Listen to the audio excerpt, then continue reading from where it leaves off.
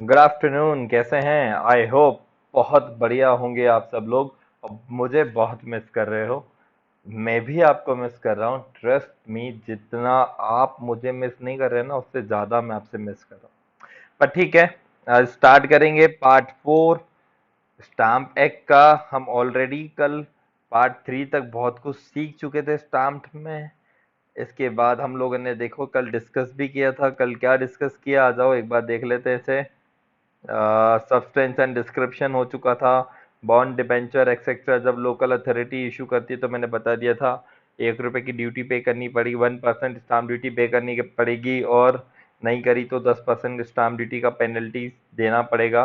ये सारी चीज़ों के बाद आज हम पार्ट 4 पे जा रहे हैं। पार्ट 4 में सबसे इंपॉर्टेंट टॉपिक है सेक्शन 4। हाँ, इससे आप मोस्ट इम्पॉर्टेंट कह सकते हो, मोस्ट आईएमपी एग्जाम में आने वाला टॉपिक है। हाँ कि ऐसा आ सकता है। देखो, ट्रांजैक्शन चाहे मोर्टगेज का हो, ठीक है, ट्रांजैक्शन चाहे सेटलमेंट का हो या सेल का हो, ठीक। सेक्शन 4 क्या कह रहा है? भाई ट्रांजैक्शन या तो मोर्टगेज का हो, सेल का हो या सेटलमेंट का हो, कोई फर्क नहीं पड़ रहा, है ना। एक ही ट्रांजैक्शन को, एक सिंगल ट्रांजैक्शन को कंप्लीट करने के लिए एक से ज्यादा डॉक्यूमेंट एग्जीक्यूट किए गए। एक सिंगल ट्रांजैक्शंस को कंप्लीट करने के लिए सेवरल डॉक्यूमेंट एग्जीक्यूट किए गए तो भाई सेक्शन 4 लगेगा। बात समझने की है। मींस एक सिंगल ट्रांजैक्शन को एग्जीक्यूट करने के लिए एक से ज्यादा डॉक्यूमेंट्स को एग्जीक्यूट किया। आप बोलोगे सर ऐसा कैसे हो सकता है कि स्टाम्प पेपर पे पूरा ट्रांजैक्शन आएगा ना? भाई बात कर रहे हैं ना, एग्जांपल जाएंगे, वेट तो कर। एक ही ट्रांजैक्शंस को कंप्लीट करने के लिए हमने एक से ज्यादा इंस्ट्रूमेंट एग्जीक्यूट किए, तो कैसे स्टाम्प ड्यूटी चार्ज होगी, कौन से पे कितनी लगेगी, यही सब हमें सेक्शन 4 के अंदर सीखना है। ठीक है, आगे बढ़े। तो स्टाम्प ड्यूटी किस तरह से चार्ज होगी? ठीक है, स्टाम्प ड्यूटी चार्ज करने का जो तरीका आपको सीखना है, वो तरीका हम सेक्शन 4 में सीखेंगे। सेक्शन 4 क्या कहता है कि एक सिंगल ट्रांजेक्शन्स को कंप्लीट करने के लिए एक से ज्यादा डॉक्यूमेंट एग्जीक्यूट हुए हैं। फॉर एग्जाम्पल, चलिए आइए मैं आपको एग्जाम्पल देता हूं। इलस्ट्रेशन की बात करें, शर्मा जी के पास एक हाउस प्रॉपर्टी है, ठीक है। अब वर्मा जी को उन्होंने सेल कर दी वो हाउस प्रॉपर्टी। शर्मा जी ने किसको सेल करी? वर्मा जी को, ठीक है, सेल कर दी। भाई अगेंस्ट कंसिडरेशन करी, मान लो 50 लाख रुपए में कर दी। पर ये जो शर्मा जी के पास जो प्रॉपर्टी है ना, ये प्रॉपर्टी जॉइंट ऑनरशिप में है। ये प्रॉपर्टी जॉइंट ऑनरशिप में है, शर्मा जी और उनके नेफ्यू के बीच में। तो यहां पर एक डॉक्यूमेंट तो एग्जीक्यूट हुआ शर्मा जी और वर्मा जी के बीच में। एक डॉक्यूमेंट एग्जीक्यूट हुआ शर्मा जी और वर्मा जी के बीच में, जिसे हम सेल डीड बोलेंगे। अब यहां पर नेफ्यू की बिना परमिशन के क्या शर्मा जी वो प्रॉपर्टी बेच सकते हैं? नहीं बेच सकते ना। तो यहां पर नेफ्यू ने कंसेंट लेटर लिख के दिया, ठीक है। नेफ्यू ने क्या किया? एक कंसेंट लेटर लिख के दिया कि हाँ चाचा जो है ना, वो ये प्रॉपर्टी बेच सकते हैं, मुझे कोई ऑब्जेक्शन नहीं है। तो यहां पर इसे कंसेंट लेटर कहेंगे। मतलब देखो, एक डील, एक ट्रांजेक्शन, ट्रांजेक्शन क्या है? प्रॉपर्टी को बेचना। एक सिंगल ट्रांजेक्शन को एग्जीक्यूट करने के लिए यहां पर दो डॉक्यूमेंट, मतलब सेवरल डॉक्यूमेंट्स एग्जीक्यूट हुए। तो हमें फाइंड आउट करना जो प्रिंसिपल डॉक्यूमेंट है ना, जो प्रिंसिपल डॉक्यूमेंट है, मेरी राइटिंग पे बिल्कुल मत जाना, बचपन से खराब है। जो प्रिंसिपल डॉक्यूमेंट है ना, उस पर फुल स्टाम्प ड्यूटी लगेगी। सेक्शन 4 क्या कहता है? जो प्रिंसिपल डॉक्यूमेंट है उस पर फुल लगेगी, और जो उसका रिलेटेड एनेसिलरी डॉक्यूमेंट है, जो सपोर्टेड डॉक्यूमेंट है, उस पर लगेगी 1 रुपए की ड्यूटी। सपोर्टिंग डॉक्यूमेंट जो है ना, उस पर लगेगी 1 रुपीज की स्टाम्प ड्यूटी। तो क्या समझ में आया? तो यहां पर एक ट्रांजेक्शन को एग्जीक्यूट करने के लिए एक से ज्यादा क्या हुआ, एक से ज्यादा डॉक्यूमेंट एग्जीक्यूट हुआ, तो प्रिंसिपल वाले पे तो फुल स्टैम्प ड्यूटी पे करनी पड़ेगी। और एनेसिलरी जो सपोर्टिंग डॉक्यूमेंट था, एनेसिलरी मतलब सपोर्टिंग हैंड, एनेसिलरी डॉक्यूमेंट पर 1 रुपए की स्टैम्प ड्यूटी आपको पे करनी पड़ेगी। क्लियर है? भाई ट्रांजेक्शन तो एक ही है ना, लेकिन उस सिंगल ट्रांजेक्शन को करने के लिए हम क्या कर रहे हैं, सेवरल डॉक्यूमेंट एग्जीक्यूट कर रहे हैं। तो मेन प्रिंसिपल वाले इंस्ट्रूमेंट पर तो हमें पूरी स्टाम्प ड्यूटी पे करनी पड़ेगी, और जो दूसरा सब्सिक्वेंट डॉक्यूमेंट है उस पर हमें 1 रुपए की स्टाम्प ड्यूटी देनी पड़ेगी। ये जो चाचा भतीजे वाला केस है ना, ये बहुत बार एग्जाम पे आया है। तो ये केस लॉ जो है ये मतलब एक तरह का इलिस्ट्रेशन है, केस की तरह पूछा जाता है, तो ये मोस्ट इंपॉर्टेंट है, बहुत बार फोकस किया गया है, ध्यान रखना इस टॉपिक को। चलो एक और बात समझते हैं। चलिए इस एग्जांपल के बाद हम दूसरे इलिस्ट्रेशन पे जाएं। ठीक है, ये सारे इलिस्ट्रेशन आपको बेसिकली यहाँ पे मिल जाएंगे। ठीक है, तो आपको ये सारे इलिस्ट्रेशन यहाँ मिलने वाले हैं, कोई दिक्कत नहीं है, आप घर पे पढ़ सकते हो। मैं जो इलिस्ट्रेशन आपको यहाँ पे बता रहा हूँ ये आपकी बुक्स में दिए हुए हैं, तो कोई एक्स्ट्रा, बस मैंने सिर्फ नाम बदल दिए, मैं ए और बी की जगह पे शर्मा जी वर्मा जी कर रहा हूँ, क्योंकि थोड़ा सा इंटरेस्टिंग लगता है और मजा भी आता है, थोड़ा सा इफेक्ट क्रिएट होता है। बाकी तो फिर जय माता दी, लेट्स रॉक है ही है। इलिस्ट्रेशन 2 की बात करते हैं। ठीक है, अब यहाँ क्या हुआ समझना। देखो, सबसे पहले प्रॉपर्टी सेल कर दी और सेल डीड एग्जीक्यूट की। भाई सेल डीड किसने, वेंडर ने सेल की, सेल करने के बाद वेंडर ने डिक्लेरेशन दे दिया। मान लो फॉर एग्जांपल शर्मा जी के पास एक हाउस प्रॉपर्टी है और इस पे बैंक का लोन है। शर्मा जी ने यही वाली प्रॉपर्टी वर्मा जी को सेल कर दी। ठीक है, अगेंस्ट कंसिडरेशन। तो एक तो डीड हुई सेल डीड, और दूसरी यहां पर बात समझना, पहला राइट किसका है, बैंक का होगा ना। भाई फर्स्ट राइट तो किसका है, बैंक का। तो जो डिक्लेरेशन है कि जो इस प्रॉपर्टी पे एक डिक्लेरेशन भी जाएगा कि जो फर्स्ट राइट होगा वो किसका होगा,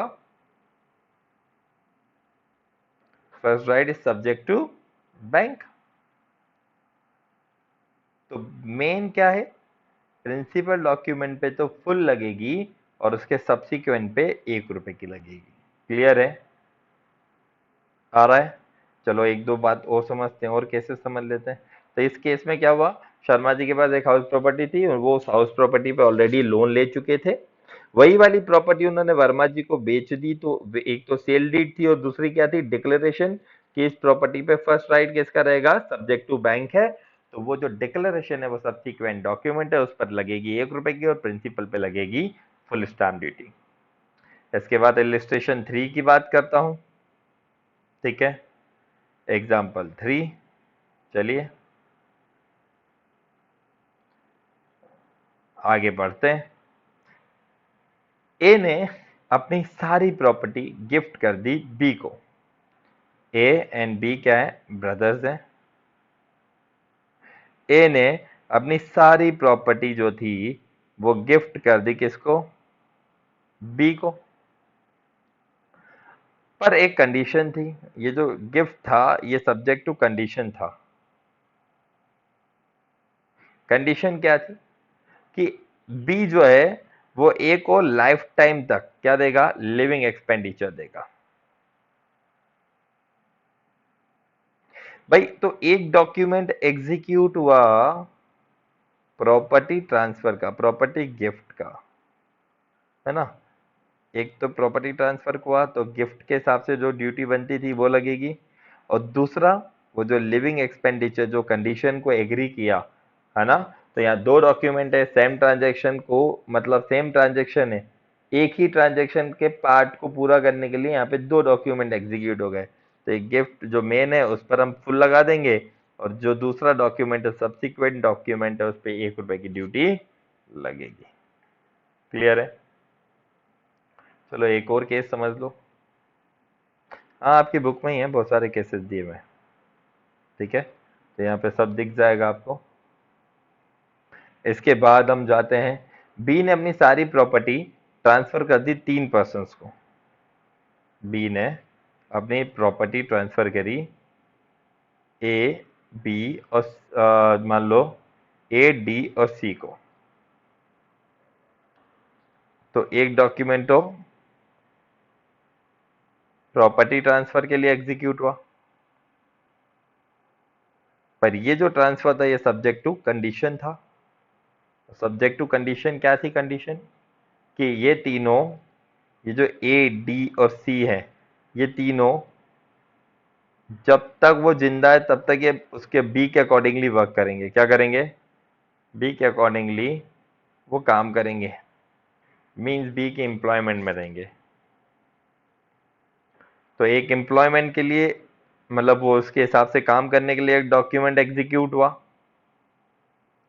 और एक डॉक्यूमेंट ए, डी और सी को प्रॉपर्टी के लिए ट्रांसफर करने के लिए एग्जीक्यूट हुआ। तो ऑब्वियस सी बात है, यहाँ पर पहले वाले पे क्या लग जाएगी? फुल स्टैम्प ड्यूटी, और दूसरे वाले पे 1 रुपए की स्टैम्प ड्यूटी लगेगी। इसके बाद हम बात करते हैं रंगून जिम खाना। तो अच्छा, ये केस जो है ना, बहुत बहुत फेमस केस है।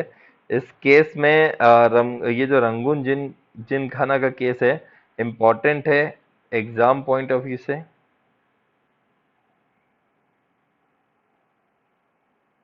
आप यहाँ बुक में देखें, लास्ट पॉइंट है। ठीक है, हाईलाइट कर देता हूं मैं यहाँ पे। इसमें हुआ क्या, रंगून जिम खाना ने क्या करा, डिबेंचर इशू किया। अब इन्होंने डिबेंचर इशू किए। डेप्ट is a kind of loan. डेप्ट क्या है? एक तरह का लोन है, ये तो आप भी मानते हैं, डेप्ट is a kind of loan. अब लोन के रीपेमेंट को सिक्योर करने के लिए, भाई अब होता है ना, लोन है तो उसके सिक्योर करने के लिए यहाँ पर कंपनी अपनी प्रॉपर्टी को मॉर्गेज करती है, चार्ज क्रिएट करती है। पढ़ा होगा ना आपने कंपनी लॉ में, वो अपनी प्रॉपर्टी पे चार्ज क्रिएट करती है, और एक ट्रस्टी भी अपॉइंट करती है ना? ट्रस्टी भी अपॉइंट किया, सब कुछ किया। अब यहां पर इनने इन्वेस्टर्स को शेयर सर्टिफिकेट दिया। ठीक है, मतलब डेप्थ सर्टिफिकेट बोलेंगे, आई एम सॉरी, शेयर नहीं बोलेंगे उसे, डेप्थ सर्टिफिकेट दिया। डेप्थ सर्टिफिकेट पर उनने इन्वेस्टर्स का नाम लिखा, इन्वेस्टर ने कितना अमाउंट इन्वेस्ट किया है वो लिखा, डेप्थ कितना उसको मिला, कितने नंबर ऑफ डेप्ट इंस्ट्रूमेंट उसे मिले वो लिखा, डेट लिखी गई किस दिन इशू किया गया। लेकिन याद रहे, डिबेंचर के लिए हमारे दिमाग में सबसे पहले 3 बातें आती हैं। पहली बात, ये एक तरह का डेप्ट इंस्ट्रूमेंट है। दूसरा, इस पे इसका रिडम्पशन होना तय है, और इस पे मिलने वाला return in the form of interest होता है।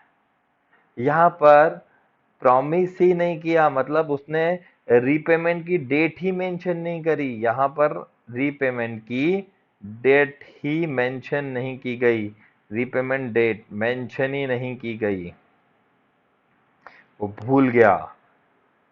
अब बात ये हुई कि जब रीपेमेंट की डेट मेंशन नहीं हुई, तो ये ऑटोमेटिकली क्या मान लिया गया, क्योंकि यहाँ पे प्रॉमिस ही नहीं किया गया। और अगर रीपेमेंट का प्रॉमिस करता तो वो डेप्ट मानते, पर ये प्रॉमिस, उसने रीपेमेंट का प्रॉमिस ही नहीं करा।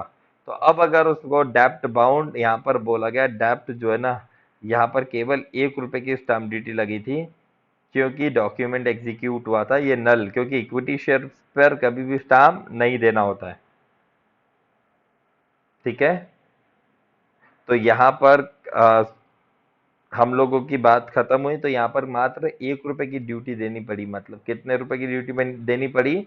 तो उस पर उसने क्योंकि यहाँ पे रीपेमेंट का प्रॉमिस ही नहीं हुआ, और अगर ये डेप्ट होता तो फुल स्टैम्प ड्यूटी देनी पड़ती, लेकिन यहाँ पर डेप्ट को उसने रीपेमेंट कब करूंगा प्रॉमिस ही नहीं है। और जिनका रीपेमेंट नहीं होता उसे क्या कहते हैं? हम इक्विटी कहते हैं ना। अरे भाई, इक्विटी होल्डर्स का तब तक रीपेमेंट नहीं होता जब तक वाइंडिंग अप ना हो जाए। सोचो यार, आओ रीड करते हैं इसको। Ramgun Gymkhana executed a duly stamped trust deed, mortgaging its assets and security for the repayment of debenture stock issued by it, ठीक है, उसने अपने एसेट्स को गिरवी रख दिया, ट्रस्टी को भी अपॉइंट कर लिया। In addition it had issue a certificate of debenture stock to the subscribers, ठीक है, इन्वेस्टर्स को उन्हें क्या करा, इन्वेस्टर्स को सर्टिफिकेट इशू किया। But this did not contain any promise to repay. But this did not contain any promise to repay any need, but merely state the amount standing. बता दिया अमाउंट कि amount कितना है। Standing in each stock share holder नाम भी mention किया। It was held that the certificate were not debenture, उसको हमने डिबेंचर माना ही नहीं क्योंकि रिपेमेंट की क्या नहीं की गई बेटा, प्रॉमिस ही नहीं की गई।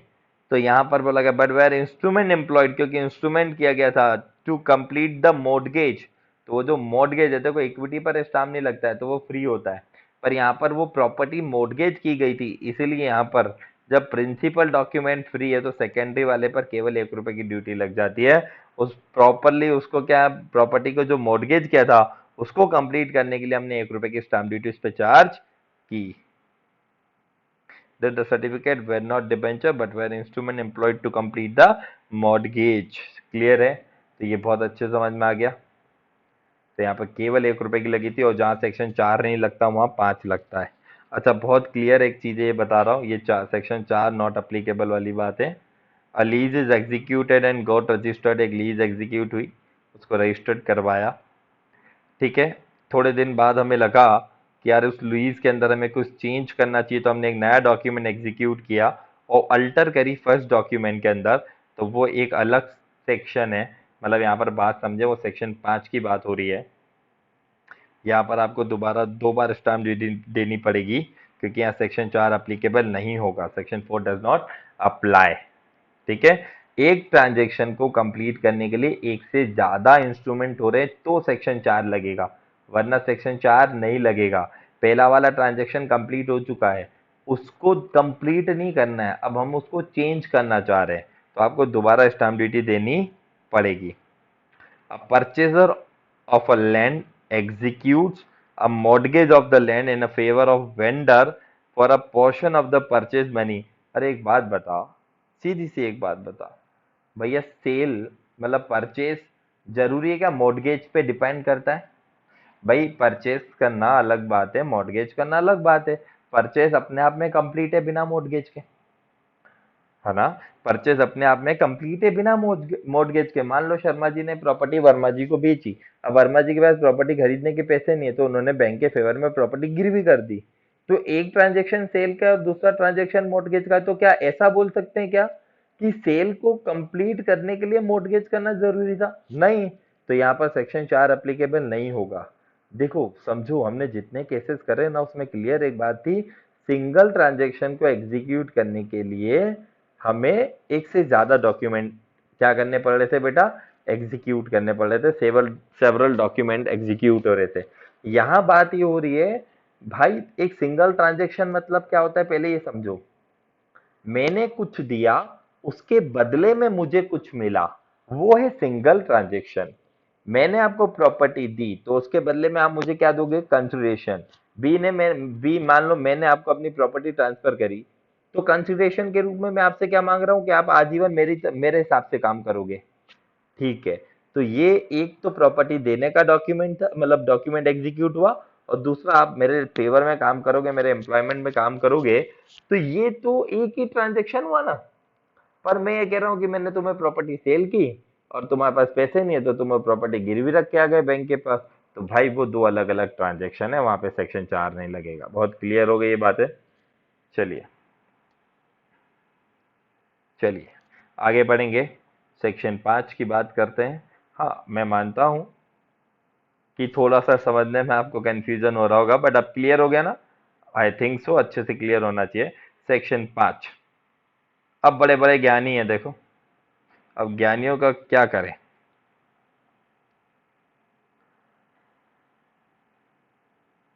यहां पर बोला गया है transaction, more than one transaction, ठीक है। मोर देन वन ट्रांजेक्शन मतलब इन्हें हम ऐसा भी बोल सकते हैं, सेवरल ट्रांजेक्शन बोल सकते हैं ना। सेवरल ट्रांजेक्शन को हमने एक ही इंस्ट्रूमेंट पे, एक सिंगल इंस्ट्रूमेंट पर ड्रॉ कर दिया।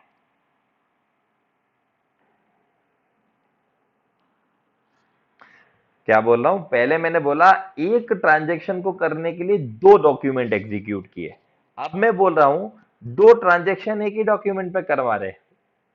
भाई ड्यूटी बचानी है ना, तो कुछ तो दिमाग लगाएंगे।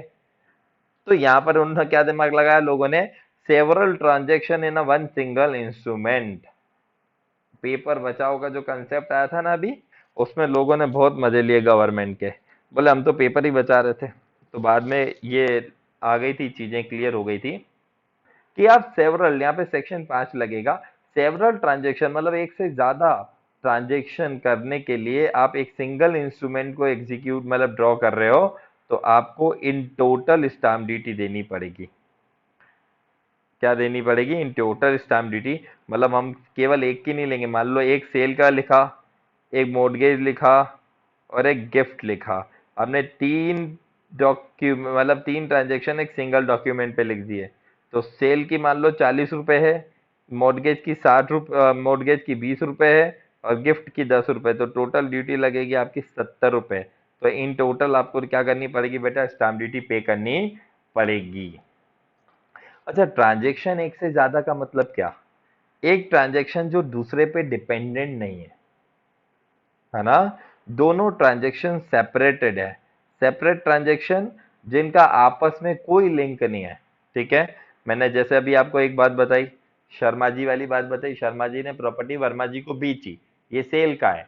अब वर्मा जी ने उस प्रॉपर्टी को बैंक के पास गिरवी रखा, तो शर्मा जी का क्या लेना देना भाई, सेल अपने आप में कंप्लीट है विदाउट मॉर्गेज, और मॉर्गेज अपने आप में कंप्लीट है विदाउट सेल। तो ये दो अलग अलग ट्रांजेक्शन है, और एक ही इंस्ट्रूमेंट पे ड्रॉ कर दिया, तो इन टोटल हमें दोनों की स्टाम्प ड्यूटी पे करनी पड़ेगी। क्लियर है। अरे हाँ, तो बोलना पड़ेगा आप लोगों को, क्योंकि आप अगर नहीं बोलोगे तो फिर मैं आपको पढ़ाते चला जाऊंगा और आगे पार्ट पीछे सपाट वाली बातें हो जाएंगी। तो आई डोंट थिंक सो कि ऐसा कुछ आपको करना है। ठीक है ना। तो प्लीज यार थोड़ा लाउडली बोलो, मुझे सुनाई नहीं दे रहा और मेरे कान क्या दूर हैं आपसे थोड़े, तो आप थोड़ा सा लाउडली बोलो, घर में लोगों को सुनना चाहिए। तो ट्रांजेक्शन एक से ज्यादा है, वो एक दूसरे पे डिपेंडेंट नहीं है, एक का दूसरे के साथ कोई रिलेशन नहीं है, एक अपने आप में पूरा है दूसरे के बिना, है ना। दोनों अलग अलग सेपरेट कपल हैं, जबरदस्ती आप उसको मर्ज करने की कोशिश ना करें। ठीक है, अपने आप में कंप्लीट है, हमने अलग अलग ट्रांजेक्शन पर सारी चीजें एक ही इंस्ट्रूमेंट में डाल दी। अरे आप गोवा जाते हो, तो गोवा जाते हो तो आपके पास एक ऑप्शन होता है कि जो कपल है, सेक्शन 4 की बात करता हूँ, आप गोवा गए, आप बीइंग अ कपल गए, या तो आप एक कमरा ले लो। ठीक है, आजकल तो सेक्शन 4, एक ट्रांजेक्शन एक डॉक्यूमेंट, बात ही खत्म, 4 की भी बात नहीं हो रही। अब गर्लफ्रेंड आपसे नाराज हो गई, उसने दूसरा ले लिया, हाँ, तो ट्रांजेक्शन तो एक ही है ना। तो उसको कंप्लीट करने के लिए यहाँ पर हम बात समझो, वो एक ही ट्रांजेक्शन है, तो वहाँ सेक्शन 4 लग रहा है। अब दो कपल है और दोनों कपल एक रूम शेयर कर रहे हैं, तो भाई यहाँ पर हो क्या रहा है, सेक्शन 5। मेरे को पता है बहुत वल्गर वाला एग्जाम्पल है, बट तुम जैसे लोग सुधरेंगे नहीं तो क्या करें। तो आई एम जस्ट किडिंग। ठीक है, समझ में आ रहा है। आई होप आपको समझ में आए। सेक्शन 5 स्टार्ट कर रहे हैं, सेपरेट ट्रांजेक्शन। ठीक है, चलिए आगे बढ़ते हैं। इन अलग अलग ट्रांजेक्शन को हमने एक ही इंस्ट्रूमेंट पे डाल दिया, तो जितना हम अलग अलग ड्यूटी पे करते हैं उनको इन टोटल पे करनी पड़ेगी। एक केस है पार्टनरशिप फर्म। अब हुआ क्या पार्टनरशिप फर्म के केस में, भाई पार्टनरशिप फर्म के केस में एक इंस्ट्रूमेंट एग्जीक्यूट हुआ और उस इंस्ट्रूमेंट पे एक पार्टनर रिटायर हो रहा था। तो इन लोगों ने क्या करा, डिसोल्यूशन किया, उसी इंस्ट्रूमेंट पे डिसोल्यूशन लिखा और क्या करा, सारी एसेट्स को सेल कर दी।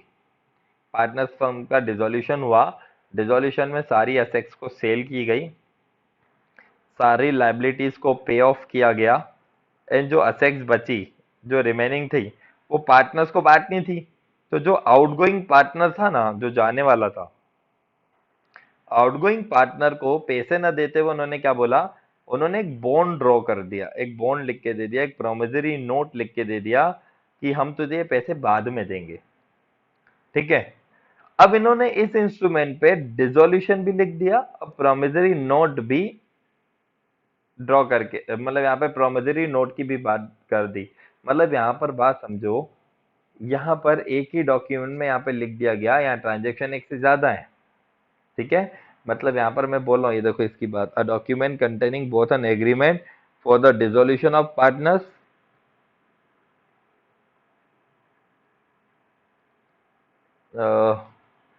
for the dissolution of partnership and a bond chargeable with the aggregate of the duties which two such separate instrument, दोनों अपने अपने क्या है बेटा, सेपरेट इंस्ट्रूमेंट है, डिसोल्यूशन अपना अलग है और प्रोमिसरी नोट की इंपॉर्टेंस अलग है।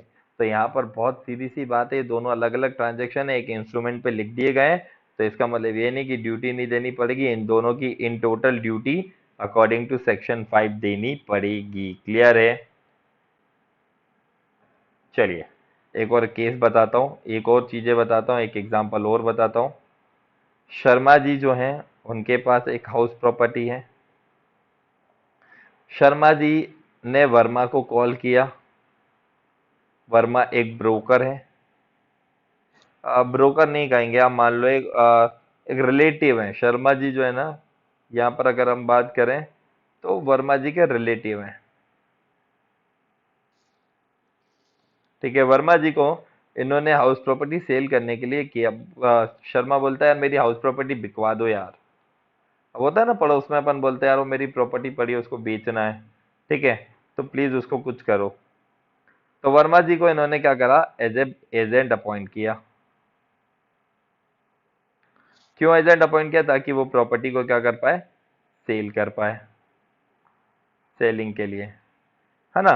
अब यहाँ पर वर्मा आलसी आदमी था, वर्मा ने बोला अब जबान तो दे दिए, बड़े बड़े बोल कर लिए। अब वर्मा ने चोपड़ा जी को बुलाया। चोपड़ा जी पेशे से ब्रोकर हैं। वर्मा कॉल चोपड़ा जी, चोपड़ा जी पैसे से ब्रोकर हैं। अब वर्मा ने चोपड़ा को अथोराइज किया, वर्मा चोपड़ा को क्या करा, अथोराइज किया कि यार वो शर्मा जी वाली प्रॉपर्टी बेच दो।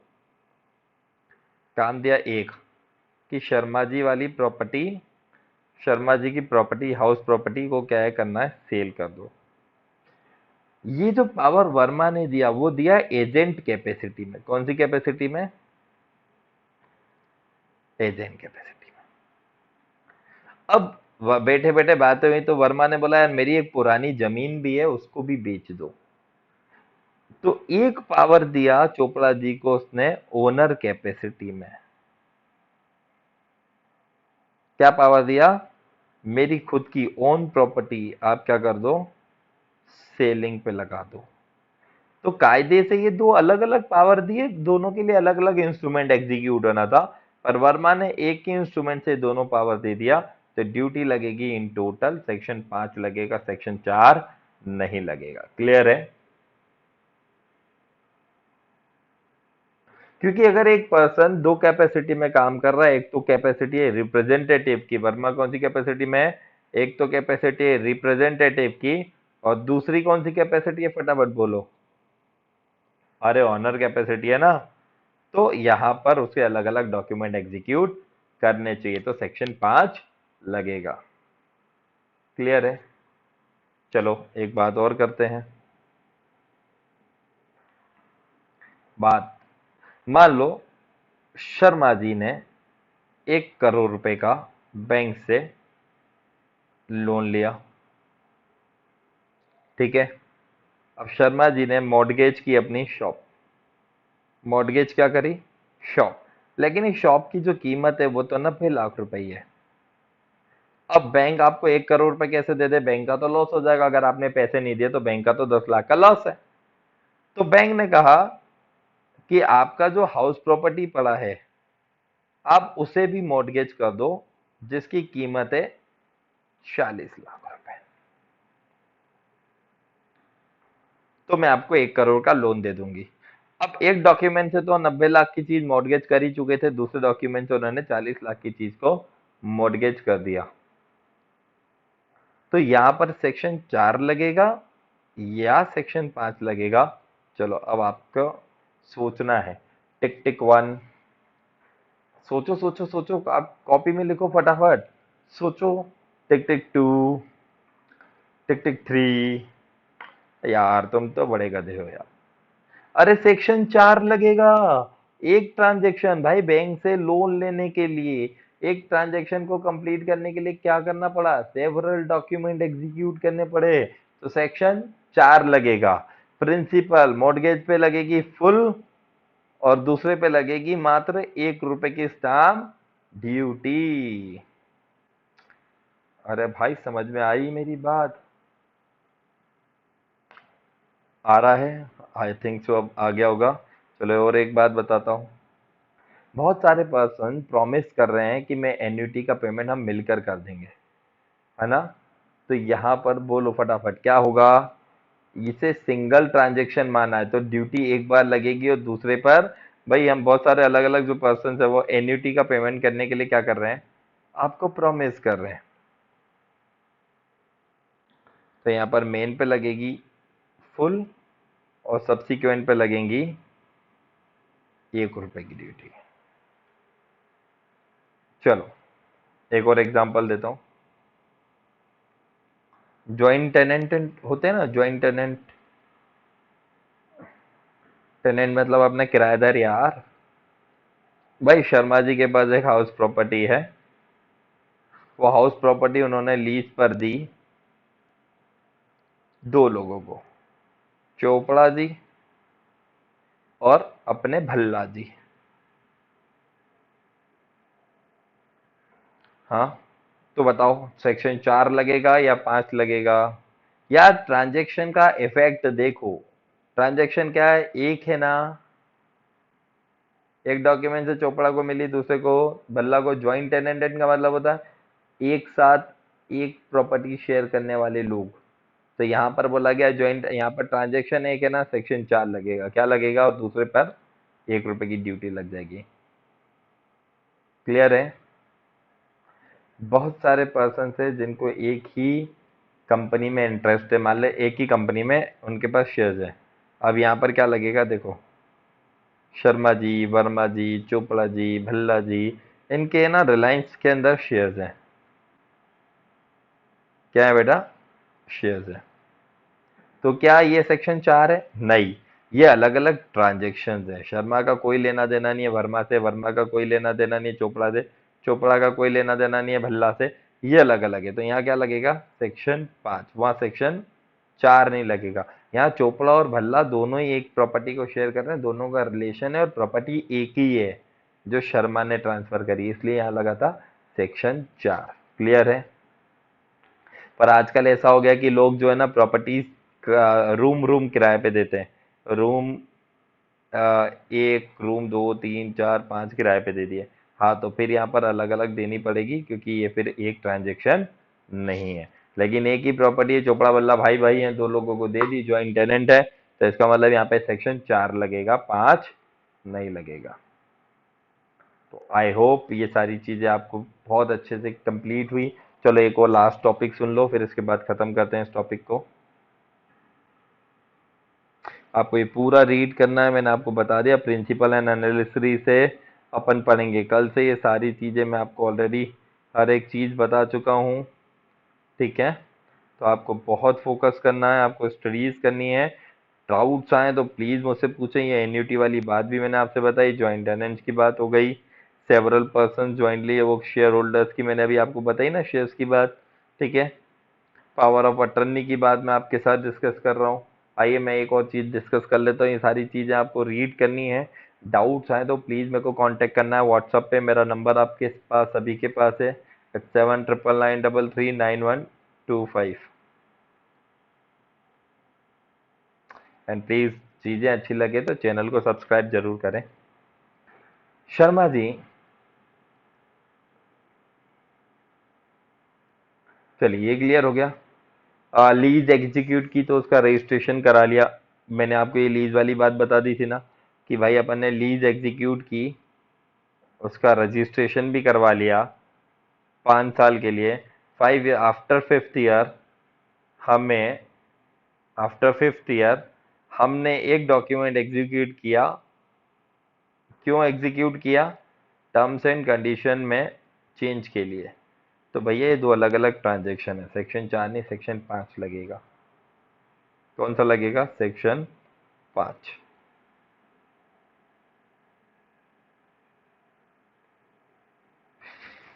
इसके बाद एक आखिरी एग्जांपल ले लो।